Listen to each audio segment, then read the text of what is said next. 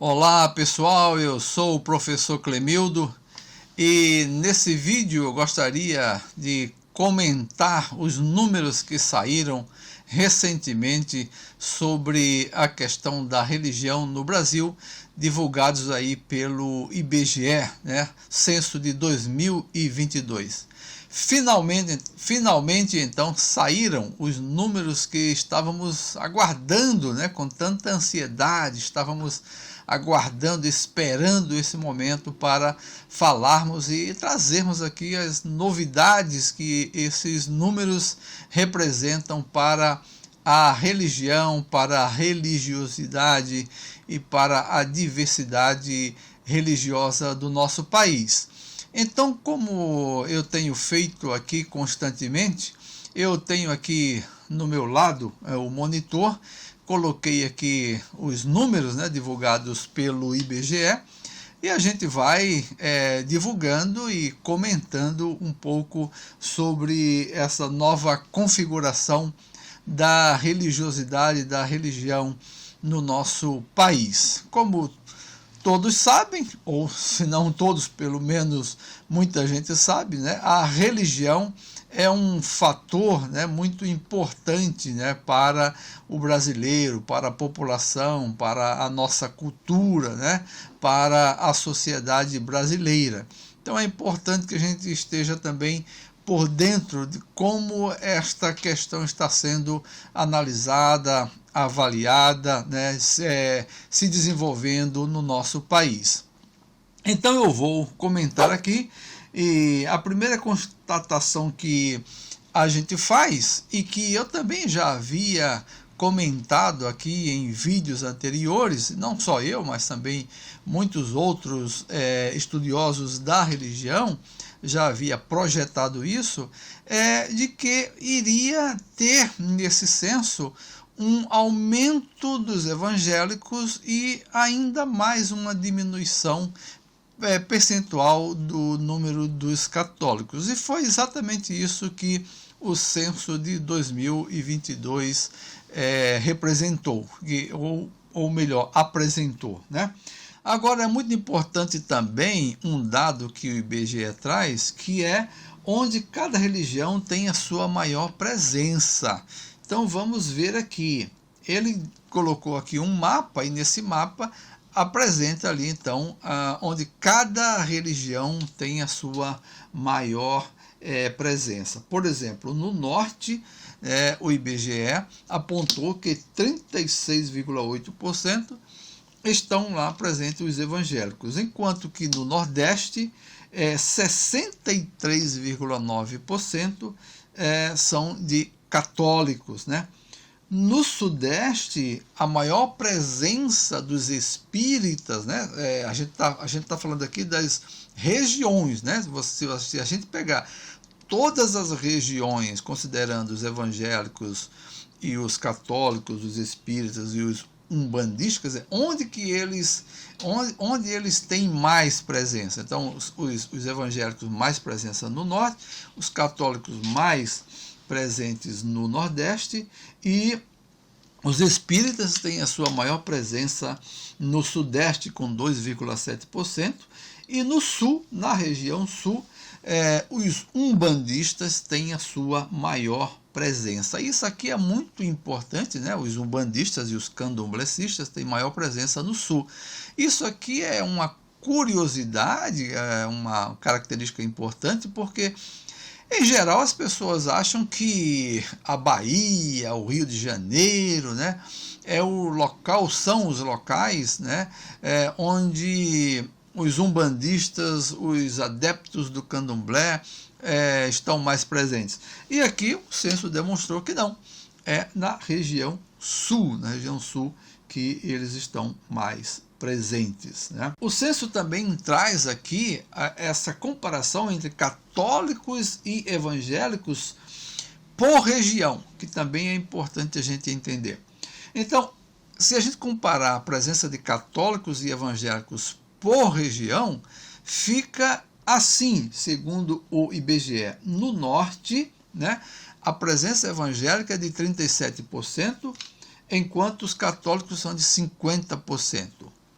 No Nordeste, os evangélicos têm uma presença de 22%, enquanto os católicos têm 64%. No Sudeste, os evangélicos têm uma presença de 28%, enquanto os católicos têm 52%. E na região Centro-Oeste, os evangélicos representam 31% e os católicos 53%. E, finalmente, na região Sul, os evangélicos representam 24% e os católicos 62%. Então, aqui, por esse mapa, dá para a gente perceber que os católicos estão muito fortes, né, na região Nordeste e na região Sul. Mas o IBGE ainda traz um outro mapa em que ele mostra essa presença não mais por região, mas por estado.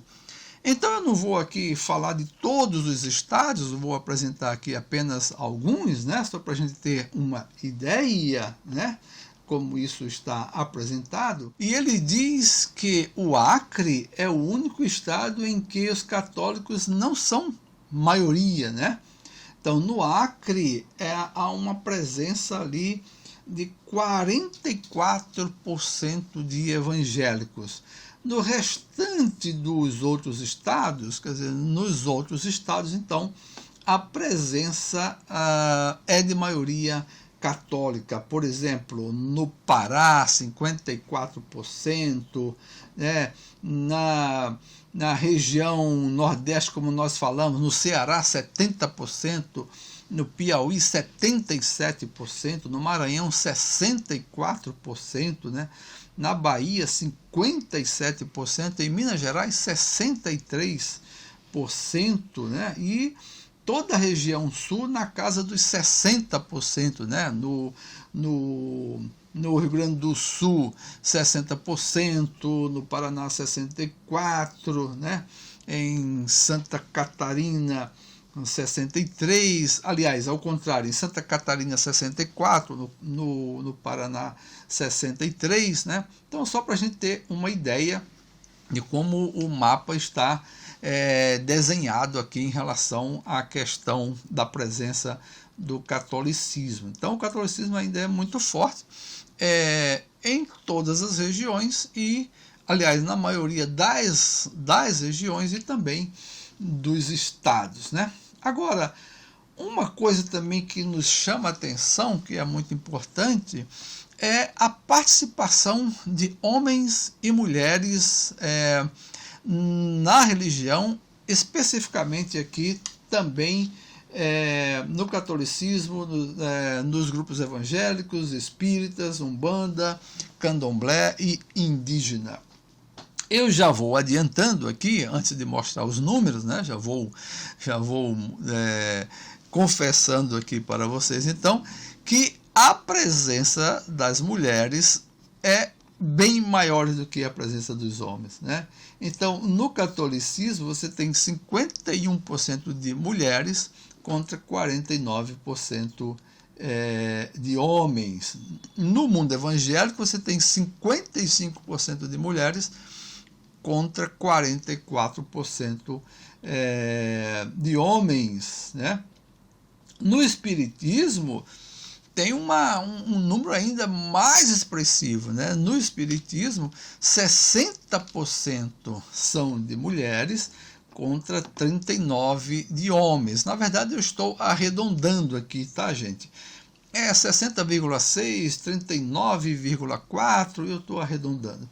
Na Umbanda, a gente tem 56% de mulheres contra 43% dos homens. E na religiosidade indígena, 49% são de mulheres, né, contra 50,9% de homens, né? Aqui está mais ou menos equilibrado, aqui está mais equilibrado aqui, então, é a religiosidade indígena.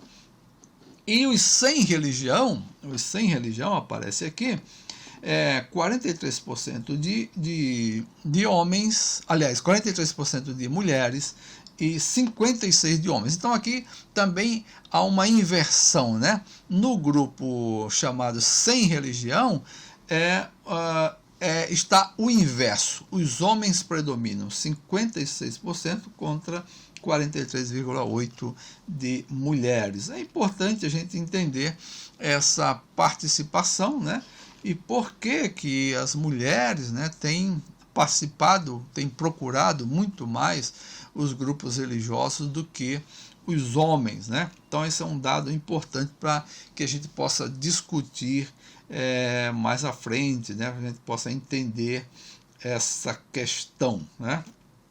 Bem, vamos aqui a outros itens que o IBGE mostra para a gente. Ele fala aqui, como eu já disse, que a maior concentração de católicos está no Nordeste, 63,9%. Então, o Nordeste, por muito tempo, que já se consolida, né, ali como uma região em que o catolicismo é muito forte, é muito presente, né, desde muito tempo, e continua essa presença. Então, 63,9% de concentração no Nordeste do catolicismo. Enquanto os evangélicos estão em maior proporção no Norte, né? 36,8%. Bom, é uma questão até talvez um tanto lógica, porque, na verdade, o protestantismo, e principalmente o protestantismo de linha pentecostal, né, carismática, eles começam ali pela região norte. Então, a região norte é predominantemente a proporção de evangélicos. Tem uma predominância, né, uma proporção maior dos evangélicos estão na região norte. Agora, isso não quer dizer que essa proporção seja representado em número maior. Por exemplo, é possível que os evangélicos estejam representados, né, 36,8% na região norte, mas como a região norte tem uma população menor, por exemplo, se a região sul tem uma proporção menor de evangélicos, mas como tem uma população maior, é possível que na região sul tenha mais evangélicos, né, do que na região norte. Bom, os espíritas têm sua maior concentração no Sudeste, né, 2,7%. Né? A Umbanda e Candomblé, né, tem sua maior presença na região Sul, 1,6%. Né? E os sem religião concentra a sua maior proporção no Sudeste, né? 10,5%. Então, essa distribuição que o IBGE fez é muito importante, porque a gente vai percebendo como que cada grupo está se movimentando e está aparecendo, está se concentrando em cada região, em cada estado, né? E isso é importante a gente entender. Então, apesar da redução no número de fiéis, né, diz aqui o relatório, os católicos ainda são maioria em todas as regiões do Brasil, como eu já falei. Né?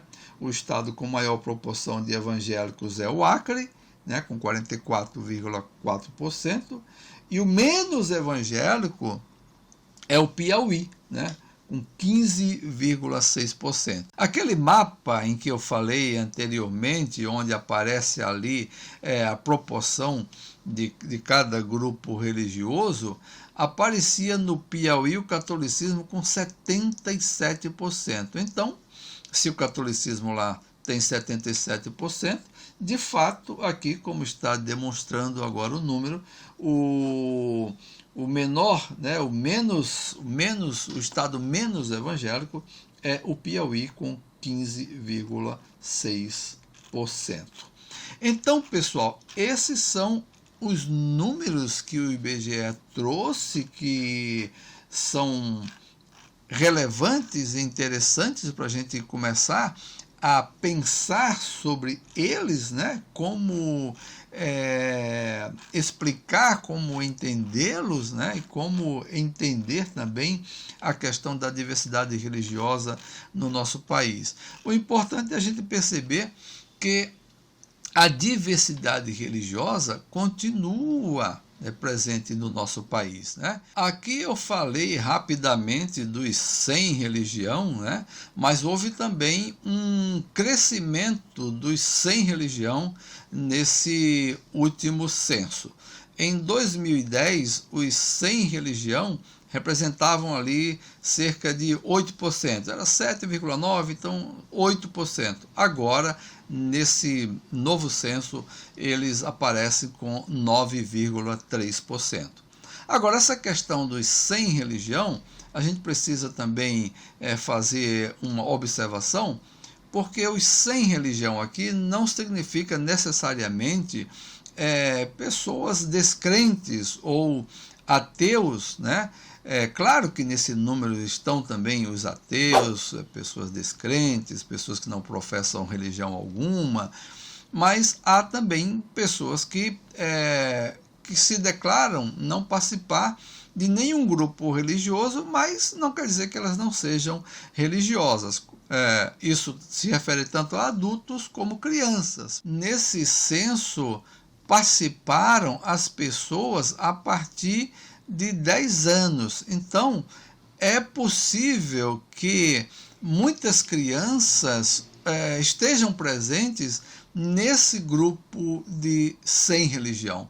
Porque quando você vai perguntar para a família qual é a religião do seu filho, né? Por exemplo, se uma família, a mãe participa de um grupo religioso, o pai participa de outro, ou um participa de um grupo religioso, o outro não participa de grupo nenhum, é possível que eles possam dizer, não, o meu filho não tem religião nenhuma. Então, como esse censo foi realizado levando em consideração as pessoas a partir de 10 anos, então essas crianças podem ter sido também contadas, ou algumas crianças, não todas, né, mas algumas crianças podem também ter sido contadas nesse número aí de sem religião, uma vez que, como eu falei, é possível que a família, nessa indefinição, né, de que a criança ainda não participa de grupo nenhum, ou não quer, na verdade,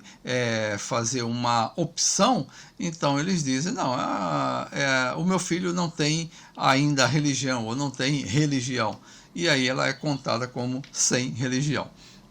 Mas o que é importante aqui, então, agora a gente tem aí esses números, né, na nossa frente, na nossa mesa, e daqui para frente, então, a gente pode fazer as nossas considerações, fazer as nossas observações, fazer os nossos comentários e entender melhor como que está funcionando a religião no nosso país. Então era isso aí, pessoal. Esse aí é o primeiro contato com os números.